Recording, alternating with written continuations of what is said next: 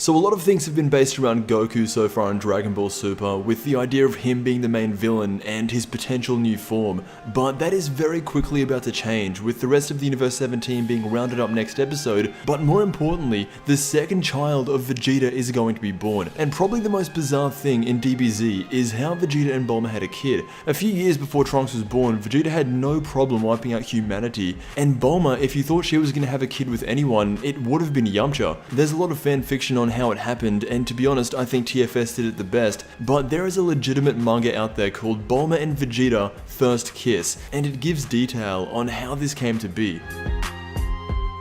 The story starts off at the beginning of the Android saga, just after future Trunks warned them about 17 and 18. Vegeta, during this time, was not a good guy. He was living on Earth, but that is only because of Goku. While he's training at Capsule Corp, Bulma is acting a lot like Bulma. She's in the other room with Yamcha, and this is very similar to what happened in the actual show. Bulma and Yamcha are sitting around having coffee together, and Vegeta pretty much walks in and calls out Yamcha for not training for the androids. This is where it starts. A few months later, Vegeta was training so hard that he broke the gravity chamber, and Dr. Briefs, while he's fixing it, he asks Bulma to work on Vegeta's new set of armor that we eventually see him wear throughout the rest of the Cell saga. One night, when Bulma was up late working on the armor, she hears a noise coming from the kitchen. Turns out that it's Vegeta munching down some stale toast from her fridge. Since the gravity chamber's broken, there's not much he can do to pass the time. He's hungry, and Bulma takes this opportunity to make him some food. This is where they first begin to form some kind of bond. This starts out with what looks to be Vegeta almost reaching the Super Saiyan transformation.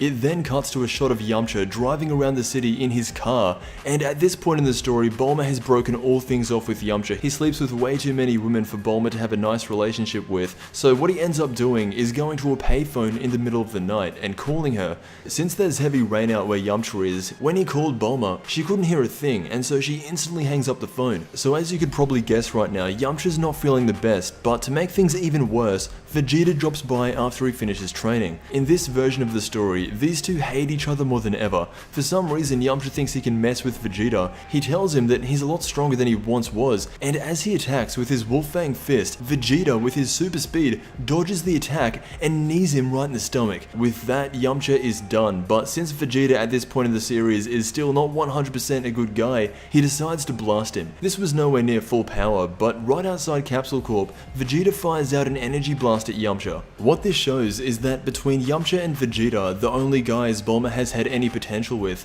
one has no idea what he wants or what he is doing, while the other one has a set goal in mind and will not let anything distract him from achieving it. It sets up Yamcha's character really well, and it shows why eventually Bulma went with Vegeta. Bulma does get mad at Vegeta though, not because he could have almost killed Yamcha, but because he could have damaged the house. Right now, Vegeta is only really talking to Bulma because she can create drones for its gravity chamber. Vegeta isn't human and so is not thinking about Bulma. Killing Goku, that is his goal. It's late at night, and Vegeta's knuckles are cut open, but he's letting Bulma treat them. They get talking more about Vegeta's training. However, Bulma says something that really pisses off Vegeta. She calls him gay for resisting her for so long. This is where Vegeta freaks out. At this point of the series, he feels nothing. Bulma could be bare naked spread out in front of him, and he would still be more interested in his gravity training. This all happens very quickly, but Bulma asks Vegeta, why is he always like the way he is? Why is he always so mean? And without any hesitation, she goes in for the big kiss on the Prince of All Saiyans. Vegeta is in shock for the next couple of pages, and he asks Bulma, what made you take that risk? She doesn't flat out answer him, but that is how Vegeta and Bulma happened in this version of events. There are more chapters to this story, however these are the only 3 that have been made public by the author, whose name is Long Love Vegeta. If you want to read more into it, I'll leave links to all their social media below, but that is a general roundup of how Vegeta and Bulma had a kid in Dragon Ball Z. Honestly, I think this is very accurate, but yeah, let me know what you think. I want to thank you so much for watching, and I will see you in the next Dragon Ball video.